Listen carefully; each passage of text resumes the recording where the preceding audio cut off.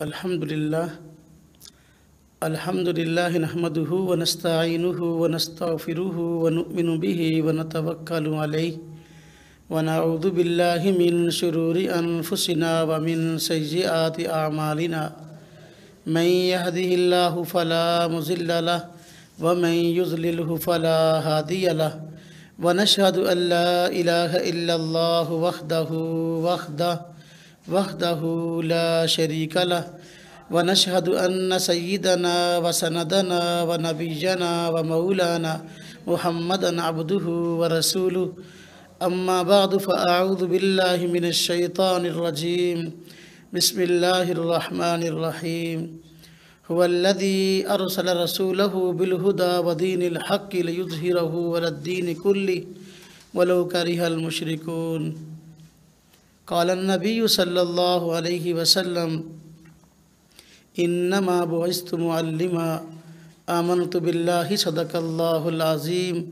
وصدق رسوله النبي الكريم ونحن على ذلك من الشاهدين والشاكرين والحمد لله رب العالمين۔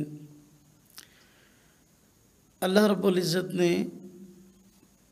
حضور اقدس صلی اللہ علیہ وسلم کو پورے عالم کے لیے نبی اور رسول بنا کے بھیجا ہے۔ آپ صلی اللہ علیہ وسلم سے پہلے جتنے انبیاء اس دنیا میں مبعوث ہوئے ان میں سے کوئی بھی ایسا نبی اور رسول نہیں ہے جو سارے کے سارے عالم کے لیے ہدایت کا ذریعہ بن کے آیا ہو۔ اللہ رب العزت نے تمام نبیوں سے آخر میں حضور اقدس صلی اللہ علیہ وسلم کو سارے عالم کے لیے ہدایت کا ذریعہ بنا کے بھیجا ہے، اور آپ صلی اللہ علیہ وسلم کی یہ پیش گوئی ہے کہ پوری دنیا میں آخرکار اسلام غالب آ کر رہے گا۔ کوئی گلی، کوئی محلہ، کوئی ملک اور کوئی خطہ ایسا نہیں ہوگا جہاں اسلام کا پرچم نہیں لہرائے گا۔ دنیا کے کونے کونے میں اسلام متعارف ہوگا اور پہنچے گا۔ اسلام جس طرح وقت کے گزرنے کے ساتھ ساتھ ترقی کر رہا ہے اور دنیا اسلام کی طرف راغب ہو رہی ہے، اور پوری امت مسلمہ ایک بیداری کی کیفیت میں ہے، تو ان حالات میں جو اسلام دشمن طاقتیں ہیں وہ بھی اپنا کام تیز کیے ہوئے ہیں، اور انہوں نے کئی انداز سے اسلام، قرآن کریم، حضور نبی اقدس صلی اللہ علیہ وسلم کی ذات اقدس پر حملے کیے ہیں۔ حملوں کا ایک انداز تو سیدھے کا سیدھا نفرت والا ہے کہ نام لے کر عنوان بنا کے قرآن کی تردید، اسلام کی تردید اور حضور اقدس صلی اللہ علیہ وسلم کے خلاف حملے اور اعتراضات، یہ جانا پہچانا عنوان ہے۔ ایک عنوان غیر مسلم حضرات نے اور انداز سے اختیار کیا ہوا ہے، وہ یہ کہ اسلام کے تعارف کے عنوان پر اور اسلام کی تحقیق کے عنوان پر اور اسلامی نظریات اور تہذیب کے نشر و اشاعت کے عنوان پر اسلام کے خلاف سازشیں کی جا رہی ہیں۔ یہ فکر دیکھنے کو تو اچھی معلوم ہوتی ہے کہ عنوان بڑا اچھا ہے، لیکن در حقیقت یہ اسلام کے خلاف ایک بہت بڑی سازش ہے کہ عنوان اسلام کی تحقیق کا اور تعارف کا اختیار کیا، اور عنوان اسلام کے نشر و اشاعت کا اختیار کیا، لیکن در پردہ اس کے اندر بہت سارے اہداف اور مقاصد چھپے ہوئے ہیں۔ اس تحریک کو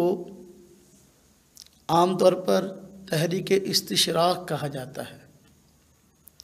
استشراق اس کا بنیادی تعارف اور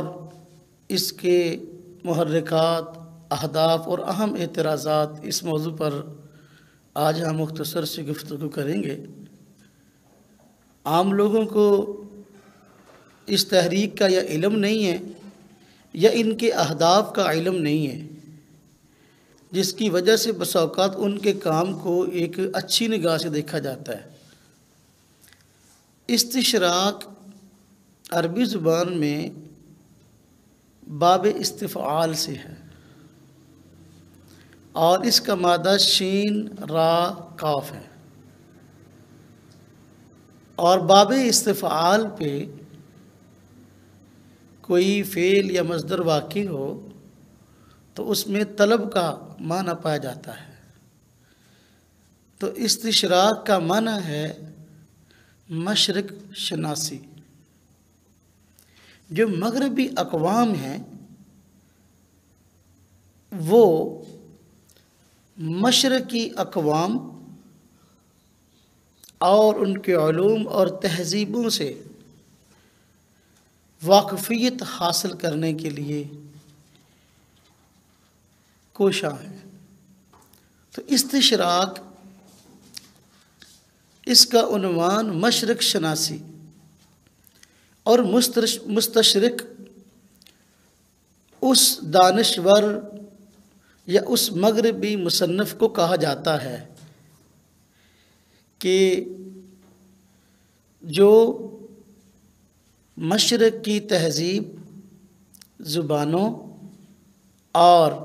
ان کے عقائد اور نظریات سے متعلق بحث کرتا ہو اور اس میں مہارت کا دعوے دار ہو۔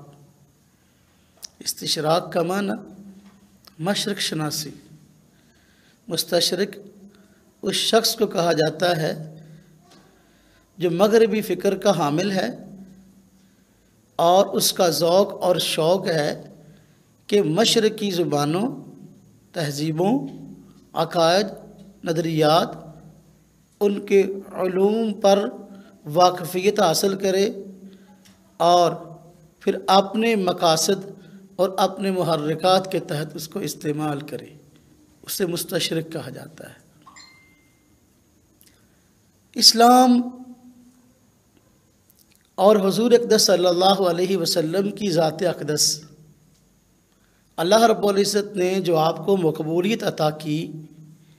اس مقبولیت سے مغربی اقوام پریشان ہیں۔ اس وجہ سے وہ لوگ مشرقی علوم کو عنوان بنا کر خاص طور پر اسلام پر تحقیقات کر رہے ہیں، اور تحقیقات کے عنوان میں وہ اسلام کی تعبیر، تشریح، نظریات اور اہداف کو صحیح طرح پیش نہیں کر رہے، داغدار کر کے پیش کر رہے ہیں۔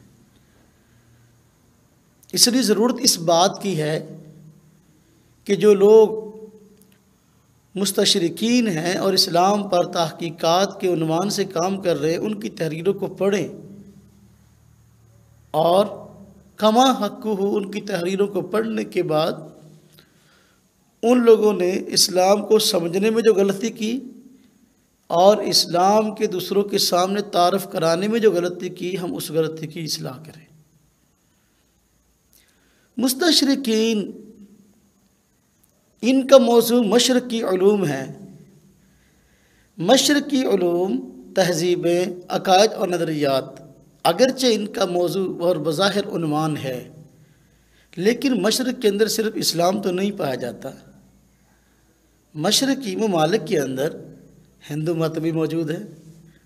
سکھ مت بھی موجود ہے، اور بدھ مت والے حضرات بھی موجود ہیں، یہ عیسائی بھی موجود ہیں، اور کئی ادیان اور مذاہب کے لوگ موجود ہیں۔ لیکن ان کی تحقیق کا محور اور موضوع عام طور پر اسلام ہے۔ کیا وجہ ہے کہ مستشرقین نے اسلام کو ہی موضوع بنایا، حضور اقدس صلی اللہ علیہ وسلم کی ذات اقدس کو موضوع بنایا اور قرآن کریم کو موضوع بنایا ہے؟ اس کے محرکات کیا ہیں؟ مختلف محرکات بیان کی جا سکتے ہیں۔ اسلام پر تحقیقات آج جو ہو رہی ہیں، مثلا پہلا اس کا محرک ہے طبعی محرکات۔ جو محرکات ہیں ان میں جو محرکات ہیں، پہلے محرکات تو طبعی ہیں، یعنی انسان کی طبیعت عام طور پر چاہتی ہوتی ہے کہ وہ جس کے متعلق نہیں جانتا اس کے متعلق جانکاری حاصل کرے، اور عام طور پر جس چیز کے بارے میں انسان کو علم نہیں ہوتا تو اس کا علم حاصل کرنے کی کوشش کرتا ہے اور چاہت کا اظہار کرتا ہے۔ تو جب تک مشرق اور مغرب کے درمیان فاصلے موجود تھے اور ایک دوسرے سے تعارف موجود نہیں تھا، اس وقت تک مشرق کی علوم کو حاصل کرنے کی طلب نہیں تھی۔ جب فاصلے کم ہوئے تو اب طبیعتوں نے میلان کھایا اس بات کی طرف کہ بھئی مشرق کو بھی جانیں اور مشرقی علوم کو بھی جانیں۔ تو طبیعت عام طور پر جس کو نہیں جانتی اس کو جاننے کی خواہاں ہوتی ہے۔ تو ایک تو محرکات جو ہیں اس کے پیچھے وہ طبعی محرکات ہیں، اور دوسرا مشرق اور مغرب کے تعلقات، یہ بھی محرکات ہیں عام طور پر مشرقی علوم کے حاصل کرنے کے، کہ مشرق اور مغربی ممالک کے آپس میں جب تعلقات ہوئے، آنا جانا ہوا اور تجارتی معاملات ہوئے، لین دین ہوئے، تو اس وقت مغربی اقوام نے چاہا کہ جو لوگ تجارت کے لیے ہمارے پاس آ رہے یا ویسے ان کا ہمارے پاس آنا جانا شروع ہوا ہے تو ان کے متعلق ہم جانیں کہ وہ کیا تہذیب رکھتے ہیں، کیا نظریات رکھتے ہیں، کیا سوچ اور فکر رکھتے ہیں، ان کی دینی معاملات کیا ہیں، اس کو جاننے کے وہ خواہش مند ہوئے۔ تو یہ بھی محرکات میں شامل ہے کہ آخر مغربی اقوام کو ان مشرقی علوم کے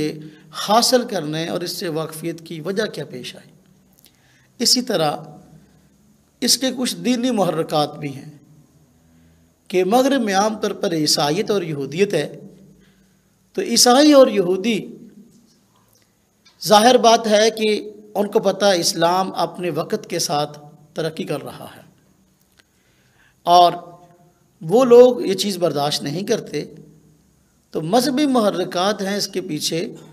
تو انہوں نے کہا کہ دیکھو ہم مذہبی اعتبار سے ان لوگوں کا مقابلہ تب کر سکتے ہیں جب ہم ان کے علوم کو پڑھیں، سمجھیں اور ان علوم کے متعلق جو ہے ہماری واقفیت ہو۔ تو دینی محرکات اس کے پیچھے ہیں۔ اسی طرح استعماری محرکات بھی اس کے پیچھے ہیں کہ جو غیر مسلم اقوام، مغربی اقوام ہیں، تو وہ یہ چاہتی ہیں کہ پوری دنیا پر اپنی حکمرانی کا سکہ چلائیں اور بٹھائیں، اور پوری دنیا پر حکمرانی کے خواب دیکھ رہے ہیں۔ اور جس طرح کے بارہا ایسا ہوا کہ مغربی اقوام نے مشرق پر دعویٰ بولا اور ان پر حکمرانی کرنے کی کوشش کی۔ ہماری پاک و ہند کے اندر بھی ایک وقت ایسا آیا کہ ایسٹ انڈیا کمپنی کے نام پر انگریز یہاں داخل ہوا اور آہستہ آہستہ ہندوستان پہ قابض ہو گیا، اور پھر ہندوستان پر اس نے حکومت کی اور اپنا اقتدار جمایا۔ تو مشرقی علوم کو، اسلامی علوم کو خاص طور پہ حاصل کرنے کی اس کو اس لیے بھی فکر ہوئی کہ میں ان لوگوں پر غلبہ تب پا سکتا ہوں اور ان لوگوں پر حکومت تب کر سکتا ہوں جب میں ان کے علوم کو جانتا ہوں۔ تو یہ گویا چوتھا محرک کہہ لیں کہ استعماری محرکات ہیں کہ کسی طریقے سے ہم ان مشرقی ممالک اور ان کے فکر کے حاملین جو لوگ ہیں ان پر غلبہ کس طرح پائیں، ان پر اپنی حکومت کیسے قائم رکھیں۔ تو یہ بھی محرکات میں سے ایک اہم محرک ہے کہ استعماری محرک۔ اسی طرح بعض مرتبہ جو مغربی دانشور ہیں ان کے ذہن میں محرکات میں سے اور محرک بھی ہو سکتا ہے جس طرح کہ علمی محرک ہے، کہ جس طریقے سے ہمارے مشرقی ممالک کے اندر لوگ سادہ رو لوگ ہیں، سادہ طبیعت کے لوگ ہیں، اور وہ سیدھی سادی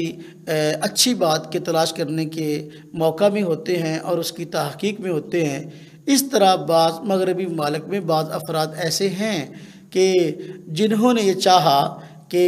ہم بھی مشرق کی تہذیبوں اور علوم سے استفادہ کریں اور اسلام کے عقائد و نظریات کو جانیں، تاکہ اگر دلائل سے وہ برحق نظر آئیں تو ان کو اپنا لیں۔ تو یہ پانچواں محرک بھی ہوا ہے۔ مستشرقین میں بعض ایسے ہوئے ہیں، مغربی فکر کے حامل لوگ ایسے ہوئے ہیں جنہوں نے اس سوچ اور فکر سے مشرقی علوم میں اسلامی علوم کو حاصل کیا، اسلام کے عقائد اور نظریات پر ریسرچ اور تحقیق کی کہ اگر دلائل کی روشنی میں یہ برحق نظر آتے ہیں تو اس کو تسلیم کیا جائے۔ جس طرح کہ مغربی حضرات میں یہ مورس بوکائلے کے نام سے مشہور دانشور ہوئے ہیں، تو انہوں نے اپنا بائبل پر کتاب لکھی ہے، بائبل اور قرآن کے نام سے، تو وہ تحقیق پیش کی ہے اور ان کو برجستہ جو ہے اسلام اور اسلامی نظریات اور حضور اقدس صلی اللہ علیہ وسلم کی تعلیمات برحق نظر آئی ہیں، اور انہوں نے باقاعدہ اس کا تصنیفی شکل میں اظہار بھی کیا ہے۔ تو یہ 5 ایسے محرکات ہیں جو کہ استشراقیت کو اور ان دانشوروں کو مشرقی علوم خاص طور پہ اسلامی علوم کے حاصل کرنے کا سبب بن رہے ہیں۔ ایک طبی محرکات، نمبر 2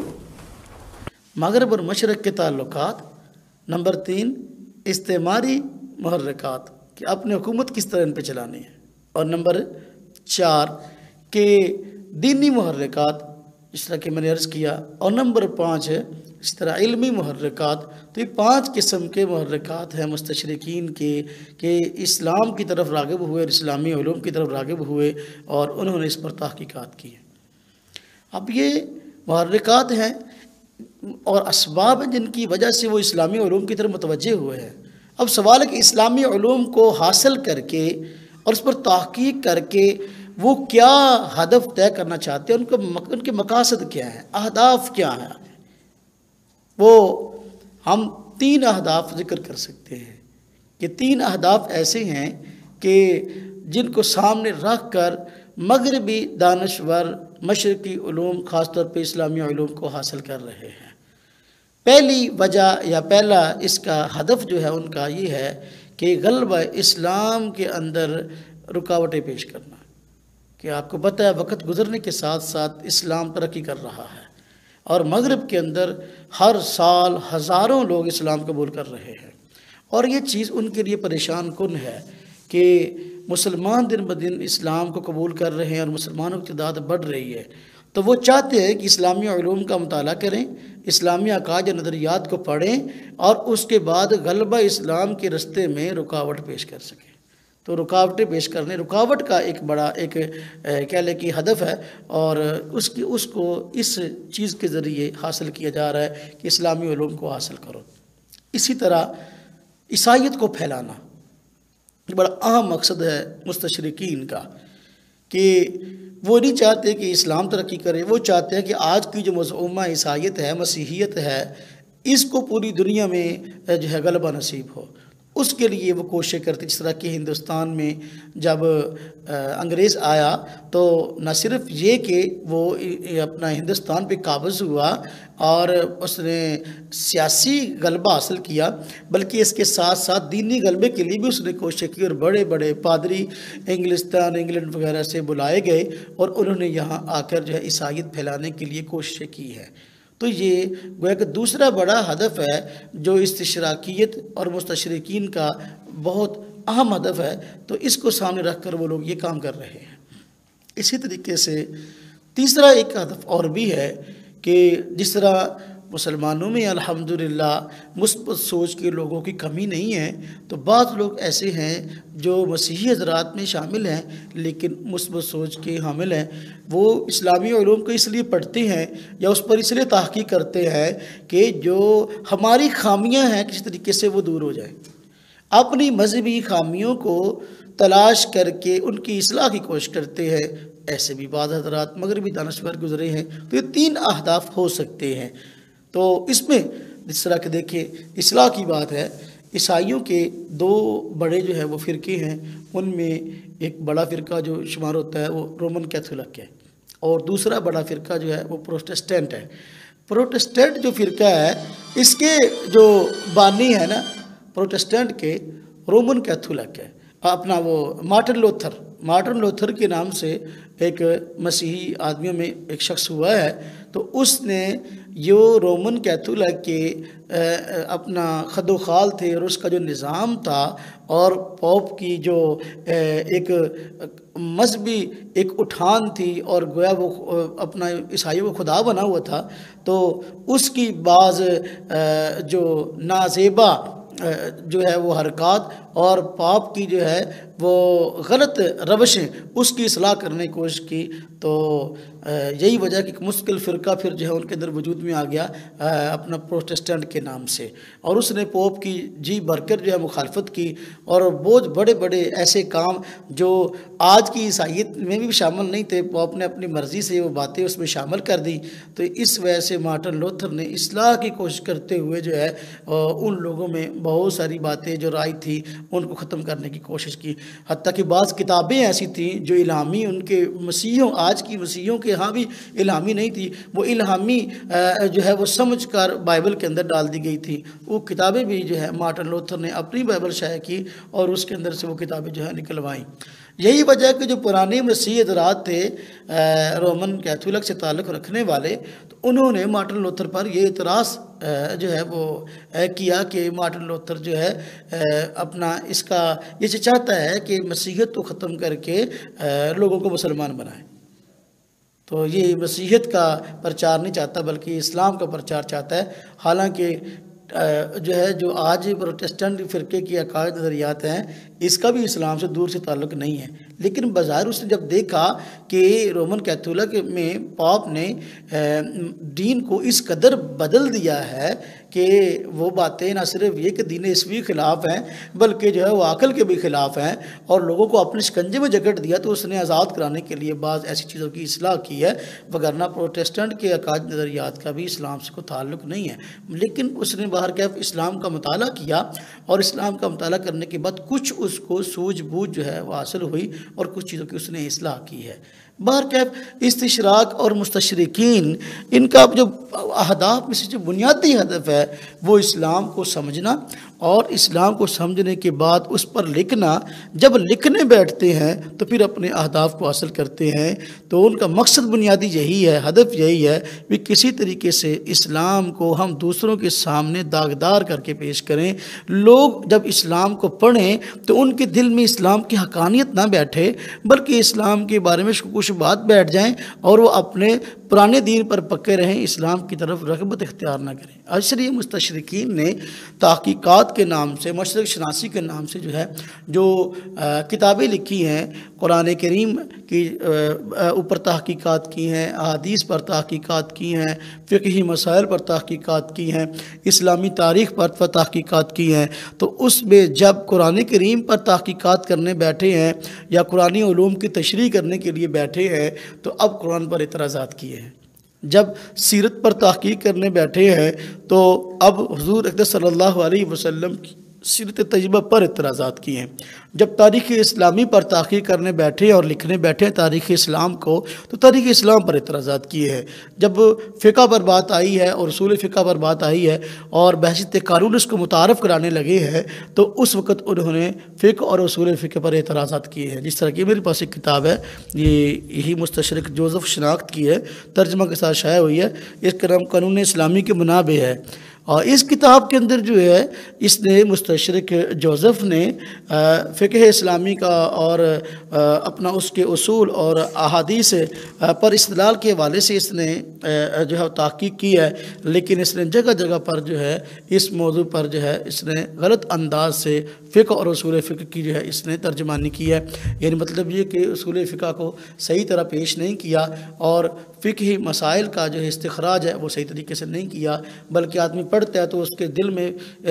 اصول فقہ اور فقہ اسلامی کی جو ہے حقانیت بیٹھنے کی بجائے، عظمت بیٹھنے کی بجائے، بلکہ جو ہے آدمی کہتا ہے یہ کیسے قوانین ہے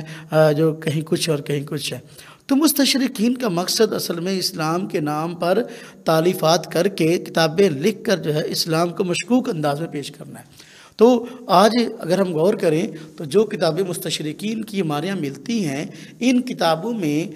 اگر قرآن کے نام پر تحقیق ہے تو قرآن پر اعتراضات ہیں، اگر سیرت کے نام پہ تحقیق ہے تو سیرت پر اعتراضات ہیں،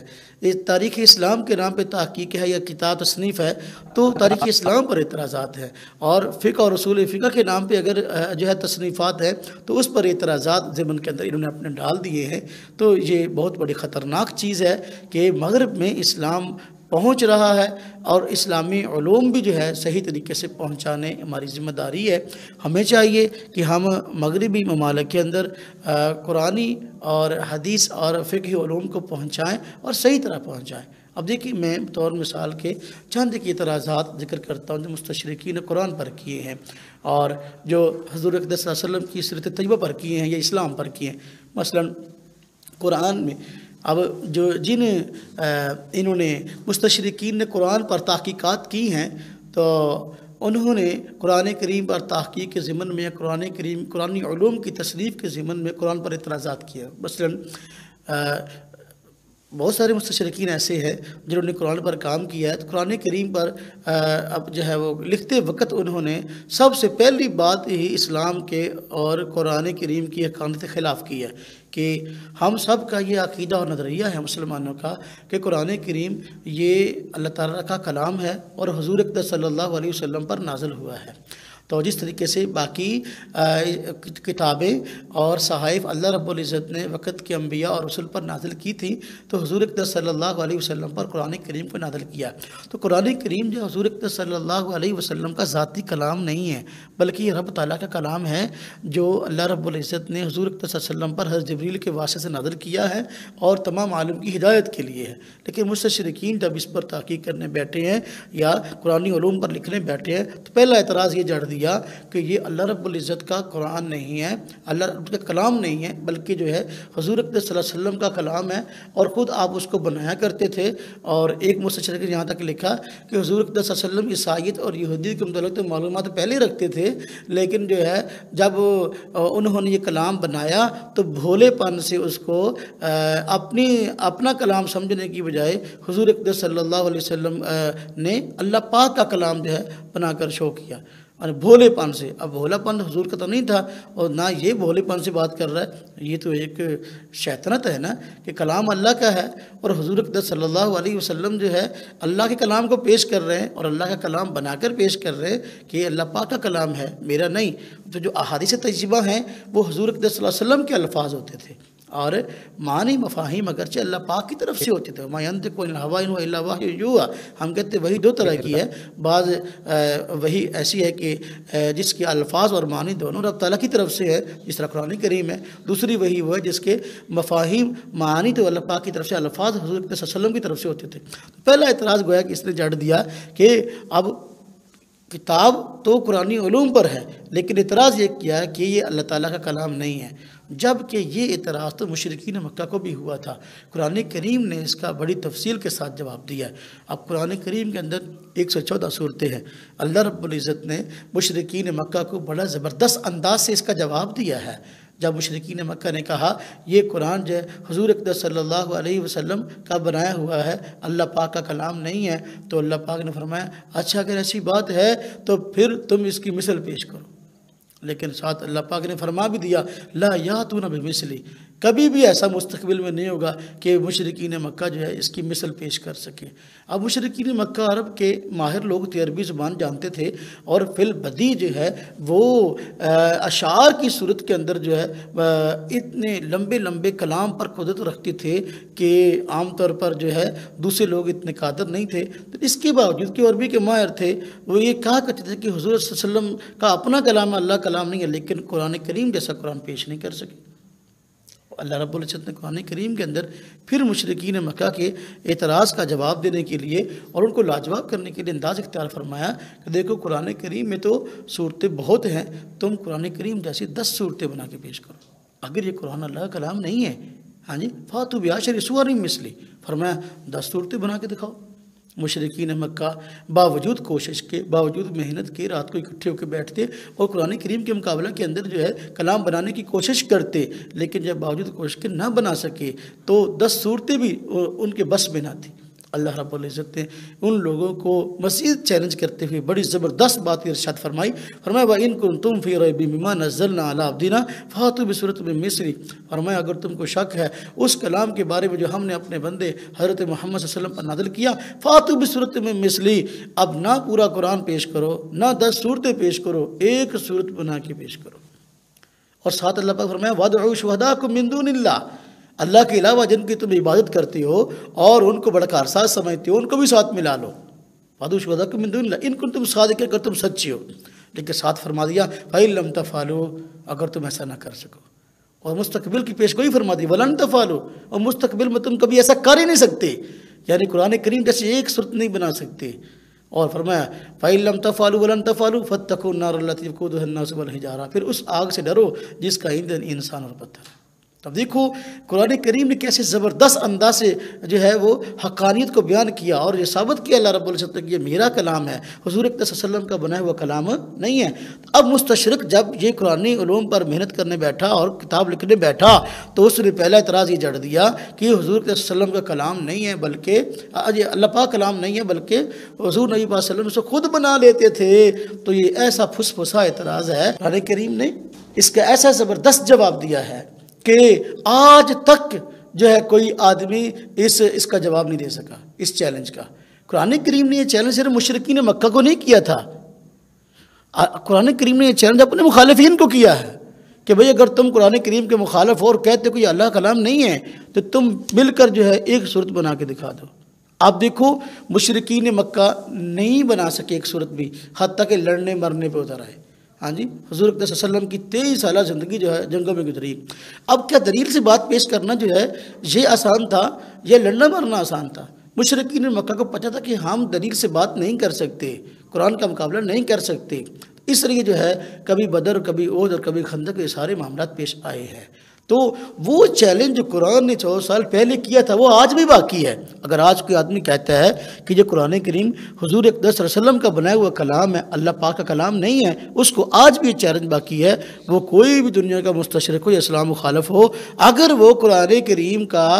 مقابلہ کرنا چاہتا ہے، قرآن کریم کو غیر اللہ کلام ثابت کرنا چاہتا ہے، قرآن کریم جیسے ایک صورت بنا کے دکھائے۔ 1400 سال ہو گئے لوگوں کو یہ بات رٹتے ہوئے، لیکن آج تک جو ہے قرآن کریم جیسی ایک صورت بھی بنا کے نہیں دکھا سکے۔ تو جو قرآن کریم کی واضح حقانیت ہے، اور مستشرقین کو چاہیے اگر اسلامی علوم پر لکھنا ہے، قرآن کریم پر لکھنا ہے، تو جہاں یہ لکھتے ہو تو وہاں جو قرآن کریم نے اس اعتراض کا جواب دیا اس کو بھی دیانتداری کے ساتھ نقل کرو۔ قرآن کریم پر اعتراضات کے سلسلے میں ایک اعتراض یہ کیا گیا کہ قرآن کریم کے اندر جگہ جگہ جو ہے وہ نسخ واقع ہوا ہے۔ تو بھی دیکھو قرآن کریم میں پہلے مسلمانوں کو حکم دیا گیا کہ یہ کام کرو، بعد میں حکم اس کی بجائے دوسرا آ گیا، اسے نسخ کہتے ہیں۔ تو کہتے دیکھو اگر یہ اللہ کا کلام ہے تو اللہ رب العزت جو ہے تو بھولتے نہیں ہیں، گویا اللہ پاک پہلے بھول گئے کہ لوگوں کو میں نے کیا کہنا تھا، پہلے کچھ دیر کے لیے اور بات بتا دی، بعد میں جو ہے صحیح بات بتا دی۔ حالانکہ یہ اعتراض بالکل بڑا فسفسا ہے۔ ناسخ اس لیے نہیں ہوتا کہ حکم دینے والا وہ مستقبل کے بارے میں نہیں جانتا یا جو ہے وہ بھول گیا تھا، ایسی بات نہیں ہے، بلکہ ناسخ ہاں جی قرآن کریم کی آیت اور رب تعالیٰ کی ذات جو حکم کو منسوخ کر کے اس کے متبادل حکم دینے والے ہیں، اس کے متعلق قانون اللہ پاک نے قرآن کریم میں بیان فرمایا ما ننسخ من آیات او ننسیها ناتی بخیر منہا، کہ قرآن کریم کے اندر اگر کوئی آیت منسوخ ہوتی ہے تو اس کے یا تو اس کے مثل اسی جیسا حکم آ جاتا ہے یا اس سے بہتر آتا ہے۔ اور رب تعالیٰ کی ذات حکیم ہے، اور حکیم ذات جو ہے اس کے ذہن میں جو رب تعالیٰ کے ایک منصوبے اور رب تعالیٰ کے جو ایک نظام ہے اس کے تحت ایک قانون ہے کہ رب تعالیٰ نے یہ حکم کتنی دیر کے لیے دینا تھا۔ جس طرح کے اب دیکھیں اس میں حکمتیں چھپی ہوئی ہیں۔ حکیم ذات کسی بھی کام کا حکم دیتی ہے اس میں حکمتیں چھپی ہوتی ہیں۔ جس طرح کہ حضور اقدس صلی اللہ علیہ وسلم نے جب مدینہ طیبہ کی طرف ہجرت فرمائی ہے تو آپ نے جو ہے وہ 6 ماہ اور کچھ وقت تک بیت المقدس سے رخ کر کے نماز پڑھائی ہے۔ بعد میں فولی وجہ کا شطر المسجد الحرام حکم آ گیا ہے، اب یہ نسخ ہے۔ تو اب اس رب تعالیٰ کی ذات پہلے جانتے ہیں کہ حکم دوبارہ بیت اللہ کی طرف رخ کا دینا ہے، لیکن کچھ وقت تک کے لیے جو حکم دیا اس میں حکمتیں ہیں، اور وہ حکمتیں مفسرین نے قرآن کریم کی اس آیت کے تحت ذکر کی ہیں۔ تو اس میں کوئی نہ کوئی حکمت ضرور ہوتی ہے۔ بالکل ایسے ہے جس طرح کوئی حکیم اور ڈاکٹر جو ہے وہ کسی مریض کو اس کے مرض کی بنا پر ادویات تجویز کرتا ہے۔ اگر مرض اہم ہے اور بڑی ہے، اس کے لیے اگر دوائی جو ہے چند ماہ تک کھانی پڑتی ہے تو وہ 1 ماہ 2 ماہ مرض کی حالت، مرض کی کیفیت کو سامنے رکھتے ہوئے دوائی کی کیفیت اور رکھتا ہے، 2 ماہ بعد دوائی اور رکھتا ہے۔ جس طرح کہ کسی کو ٹی بی کا مرض ہو جائے، ہاں جی، ٹی بی کے مریض کو 9 ماہ دوائی کھانی پڑتی ہے۔ اب 9 ماہ میں جو ڈاکٹر ہے وہ دوائی دیتا ہے تو پہلے 2 ماہ دوائی اور ہوتی ہے، پھر جو ہے مہینے 2 مہینے بعد دوائی اور چینج کر دیتا ہے، پھر مہینے 2 مہینے بعد دوائی اور چینج کر دیتا ہے۔ اب 9 ماہ تک اس کو پتہ ہے کہ میں نے اس کا علاج کرنا ہے، لیکن وہ مریض کو نہیں بتاتا کہ پہلے 2 ماہ جو دوائی جو ہے وہ تجویز میں نے کی ہے یہ ہمیشہ کے لیے ہے، نہیں بتاتا نا، دوائی لکھ کے دیتا، کہتا ہے 2 ماہ دوائی کھاؤ پھر میرے پاس آنا۔ اب ٹی بی کا مریض جو ہے 2 ماہ دوائی کھاتا ہے، اس کے بعد دوبارہ ڈاکٹر کے پاس آتا ہے، اب ڈاکٹر اس کی دوائی کو چینج کر دیتا ہے۔ کیوں؟ پہلے مرض اور تھی، اس کے مطابق جو دوائی بہتر تھی وہ دے دی، اب مرض کی کیفیت بدلی ہے، افاقہ ہوا ہے، اب دوائی جو ہے اسی حساب سے اس نے بدل دی ہے۔ تو حکیم اور ڈاکٹر کو پتہ ہے کہ میں نے آئندہ جو ہے وہ اس کی دوائی کو بدلنا ہے مرض کے حساب سے، تو لیکن وہ مریض کو بتاتا نہیں ہے۔ رب تعالیٰ کی ذات تو حکیموں سے بڑی حکیم ذات ہے، لوگوں کو حکمت عطا کرنے والی ہے۔ اگر وہ کسی کام کا حکم دیتے ہیں تو وہ حکم 5 ماہ 6 ماہ سال 2 سال کے لیے ہوا ہے، تو اس کے بعد اللہ پاک نے بدل دیا۔ اللہ رب العزت کے علم ازلی کے اندر یہ بات موجود تھی کہ یہ حکم میں نے وقتی دیا ہے اور اس کے بعد میں نے یہ حکم دینا ہے۔ تو ہم سب جو ہے وہ جہالت کے مریض ہیں، اور انسانیت جو ہے ساری کے ساری جو ہے کئی طرح کی روحانی امراض میں مبتلا ہے۔ رب تعالیٰ کی ذات حکیم ہے، اس نے ہماری بیماریوں کو سامنے رکھتے ہوئے ہمارے لیے وقت فوقت مختلف جو ہے وہ بطور علاج کے احکامات تجویز کی ہیں۔ تو یہ عین حکمت پر مبنی ہے، یہ بھولنے پر، یہ تضاد پر مبنی نہیں ہے۔ اور نسخ پر اعتراض کرنا بہت بڑی ایک فضول بات ہے۔ دیکھیں جو یہودی آج بائبل اٹھائے پھرتے ہیں یا عیسائی، ہاں جی، تو عہد نامہ قدیم یہودیوں کا ہے اور جدید جو ہے وہ عیسائیوں کا ہے، تو اس کے اندر بھی تو احکامات کے اندر نسخ موجود ہے۔ بہت سارے احکام ایسے تھے کہ جن پر آج بھی یہودی عامل ہیں اور پہلے بھی عامل تھے، لیکن جو ہے عیسائی اس پہ عمل نہیں کرتے۔ جس طرح کہ مسئلہ ختنے کا ہے، آج عیسائی نسخ پہ اعتراض کرتے ہیں، یہ ختنے کا مسئلہ ہے، جبکہ یہ عہد نامہ قدیم کے اندر لکھا ہے کہ ختنے کا حکم یہ دائمی ہے اور نسل در نسل کبھی بدلا نہیں جائے گا۔ حضرت ابراہیم علیہ السلام کو حکم دیا گیا عہد نامہ قدیم کے اندر کہ آپ ختنہ کراؤ، اپنی اولاد مدینہ ختنہ کراؤ، اور یہ حکم میرا ابدی ہوگا۔ ابدی کا مطلب ہمیشہ کے لیے، اس میں کبھی نسخ نہیں ہے۔ لیکن آج کا عیسائی جو ہے وہ ختنہ نہیں کراتا۔ اگر نسخ ہاں جی یہ کوئی بری چیز ہے تو ہم سوال آپ سے بھی کر سکتے ہیں کہ پھر جو یہودی ہیں وہ اور احکام پہ عامل ہیں، آپ اور احکام پہ عامل ہیں، تو پھر وجہ کیا ہے کہ ایک حکم ابدی ہے ختنے والا، آج تم جو اس حکم کو چھوڑے ہوئے ہو تو معلوم ہوا نسخ کے تم بھی قائل ہو۔ یہ صرف اسلام پر اور قرآن کریم پر جو ہے اعتراض کا تم نے کو بہانہ ڈھونڈ لیا، سمجھ میں نا جی۔ اور اسی طرح قرآن کریم پر ایک اعتراض مستشرقین نے کیا ہے کہ قرآن کریم کے حقانیت پر اور اس کے جو ہے وہ دائمی تحریف سے پاک ہونے پر اعتراض کیا ہے کہ جی دیکھو قرآن کریم کے مسلمان کہتے ہیں کہ تورات میں تبدیلی ہو گئی، انجیل میں تبدیلی ہو گئی، ہاں جی، اور زبور میں تبدیلی ہو گئی، یہ ہوا وہ ہوا، تو تمہارے قرآن کو بھی بدل دیا گیا تھا۔ اور اس پر وہ شیعہ حضرات کی وہ روایتیں پیش کرتے ہیں جو کہ انہوں نے قرآن کی تحریف پر ذکر کی ہیں۔ اب دیکھو شیعہ حضرات کی روایات کو لے کر قرآن کریم کو محرف ثابت کرنا یہ اسلام کی خدمت نہیں ہے، بلکہ اسلام کے خلاف سازش ہے۔ مستشرق دیکھنے کو تو قرآنی علوم پر جو ہے وہ ایک محنت کرتا نظر آتا ہے اور قرآن کو علوم کو متعارف کرتا نظر آتا ہے، لیکن در حقیقت وہ قرآن کے خلاف سازش کر رہا ہے۔ اب اس کی حقیقت کیا ہے؟ ہم کہتے ہیں کہ دیکھو جو شیعہ حضرات کی کتب کے اندر روایات تعریف کی پائی جاتی ہیں، کیا شیعہ حضرات ان روایات کے پائے جانے کی وجہ سے کہ اسلام میں داخل رہتے ہیں کہ نہیں رہتے؟ یہ مسئلہ ایک اپنی جگہ پر کھڑا ہے۔ اور شیعہ حضرات جو ہمارے بنیادی اسلام کے عقائد اور نظریات ہیں، کیا اس کے قائل ہیں کہ نہیں ہیں؟ یہ مسئلہ اپنی جگہ پر کھڑا ہے۔ پہلے تو کسی آدمی کے اسلام کی بات ہے کہ وہ مسلمان بھی ہے کہ نہیں، تو پھر اگلی بات ہے کہ اس کی باتوں کو ہم معیار بنا کر آگے پیش کر سکتے ہیں کہ نہیں کر سکتے۔ تو اور عجیب بات یہ ہے کہ شیعہ حضرات نے یہ چیزیں پیش کی ہیں اپنی کتابوں کے اندر، لیکن آج شیعہ حضرات اپنی ان کتابوں کو چھپاتے ہیں جن کے اندر قرآن کو محرم بتایا گیا ہے۔ اور آج کا شیعہ اپنی تقریروں میں کہتا پھرتا ہے کہ جی ہمارا یہ عقیدہ ہی نہیں ہے کہ ہم قرآن کو محرم مانتے ہیں، ہمارا یہ عقیدہ ہی نہیں ہے۔ مجھے خود یاد ہے فیصل آباد میں ہماری زرعی یونیورسٹی کے اندر ایک قرآن کریم کے نسخوں کی نمائش لگی، تو مجھے یونیورسٹی کے طلباء نے کہا کہ سادی آپ بھی آئیں اور جو ہے یہاں آ کر آپ بھی کچھ دیکھیں۔ تو میں نے کہا ٹھیک ہے، میں گیا تو اندر گئے تو دیکھا کہ شیعہ حضرات نے قرآن کریم کی جو تفسیریں لکھی ہیں تو وہ تھی، ہماری تفسیریں بہت کم تھی۔ تو میں نے دیکھا قرآن کریم کے نسخے ہیں بڑے چھوٹے مختلف، تو اس میں یعنی اس نمائش کو لگانے والے جو ہے وہ شیعہ حضرات تھے۔ تو انہوں نے ایک اس کے لیے فاؤنڈیشن بنائی قرآن فاؤنڈیشن کے نام سے شیعہ حضرات نے، اور تاثر یہ دینا شروع کیا کہ ہم قرآن کریم کو مانتے ہیں اور ہم قرآن کریم کو محرف نہیں مانتے، تو اس لیے ہم قرآن کا پرچار کر رہے ہیں۔ شیعہ حضرات نے جتنی قرآن کی تفسیریں لکھی ہیں تو وہ یہی قرآن جس کو ہم پڑھتے ہیں، اگر یہ ہمارا قرآن کریم محرف ہے تو شیعہ حضرات کو کبھی حق نہیں بنتا کہ وہ اس قرآن کی